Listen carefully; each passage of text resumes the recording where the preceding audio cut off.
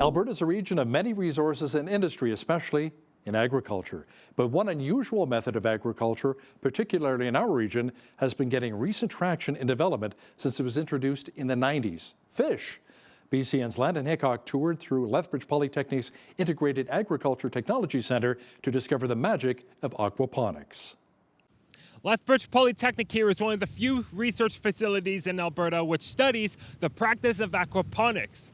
Aquaponics is the integrated culture between fish and plants in a closed-loop and soilless environment. How it works is that waste from fish gets converted to nutrients for plants, which then the plants filter out water quality and is given back to the fish. This creates a sustainable and nutrient-rich environment that is unlike any other throughout North America.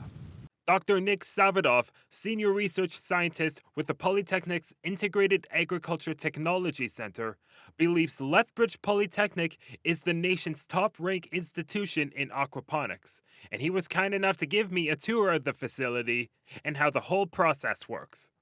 Here's our main building where we grow fish, and we filter water for our greenhouse production.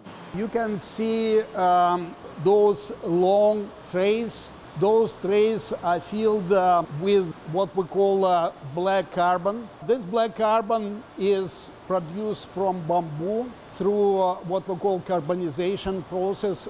This is quite unique technology for carbon used for biofiltration, not to be confused with activated carbon. We are not just recycling fish water, we also collect all solids produced by fish, and we digest those solids in specially designed vessels called aerobic bioreactors. These aerobic bioreactors processes all fish waste and breaks down bacteria and stabilizes it. The result becomes crystal clear liquid fertilizer for feeding the plants, which the Institute also sells to consumers. This water is 20-year-old. This water has never been replaced, and it does need to be. Dr. Savadoff showed us the greenhouse where the fish water is used to feed the plants. Black carbon is also used here to act as a plant growth supplement. One major challenge for the aquaponics industry is how expensive it can be to maintain production. The typical fish feed actually consists of milled and dried fish. But just recently, the Polytechnic announced research into a potential new, cheaper, and sustainable source of fish feed: canola.